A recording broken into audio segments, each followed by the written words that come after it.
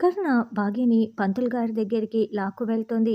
చెప్పండి, నిజం చెప్పండి. ఆ మనోహరి చెప్పిన కుట్ర వల్లే మీరు మాకు ఇలా అబద్ధాలు చెప్పారు కదా! పాప జాతకం వల్ల ఎవరికీ ఎలాంటి ప్రాణ సంకటం లేదు కదా! అని భాగి, కరుణ ఇద్దరూ ఆ పంతులు గారిని నిలదీస్తూ ఉంటారు. ఇంకోవైపు మనోహరి, చెంబ ఇద్దరూ కూడా గరుడని వెతుక్కుంటూ వెళ్తూ ఉంటారు. మనోహరి ప్లాన్ ప్రకారం చెంబ పెద్ద గరుడని బుజ్జమ్మ మీదికి పురిగొల్పి ఉంటుంది. అలా మనోహరి, చెంబ ఇద్దరూ కూడా గరుడని వెతుక్కుంటూ వెళ్ళటంతో ఒకచోట గరుడ ఏదో ఒక బాడీని తింటున్నట్లు మనకి చూపిస్తూ ఉంటారు.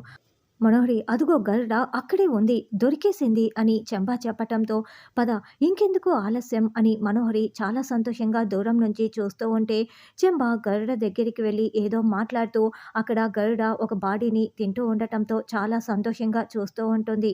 ఇంకోవైపు భాగీకరణ ఆ పంతులు గారిని నిలదీయటంతో చూడండమ్మా, మీరు చెప్పినట్లు ఇప్పుడు పెద్ద పాపకి గండాలు పొయ్యి ఉండొచ్చు, కానీ ఇప్పుడు చిన్న పాపకి ఆ గండాలు ఉన్నాయి. మీరు కనుక ఇప్పుడు అక్కడికి వెళ్ళారే అనుకో, ఆ మనుషుల్ని కలిసారే అనుకో, మీ చిన్న పాప జాతకం ప్రమాదంలో పడిపోతుంది. ప్రాణాలే పోయే పరిస్థితి వస్తుంది. మీ చిన్న పాపని కాపాడుకోవాలంటే ఇప్పుడు మీరు ఆ మనుషుల దగ్గరికి వెళ్ళకూడదు అని పంతులు గారు చెప్పటంతో, ఏం మాట్లాడుతున్నారు పంతులు గారు అని బాగి చాలా షాకింగ్గా ప్రశ్నిస్తూ ఉంటుంది.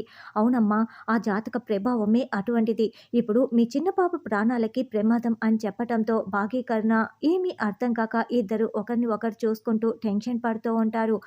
రాథోడ్, అమర్ ఇద్దరూ కూడా కారులో వెళ్తూ ఉంటే ఒకచోట మనోహరి కారు ఆపి ఉండటంతో మనోహరి కారు ఇక్కడ ఉందేంటి? మనోహరి ఇక్కడికి ఎందుకు వచ్చింది? అని అమర్, రాథోడ్ ఇద్దరు వెతుక్కుంటూ వస్తూ ఉంటారు.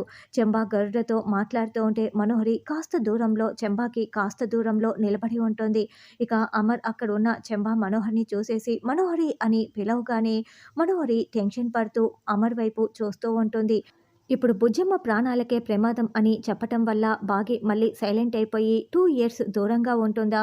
ఇప్పుడు అమర్‌కి మనోహరి, చెంబా దొరికిపోయినట్లేనా అన్నది రానున్న ఎపిసోడ్‌లో తెలుసుకుందాం.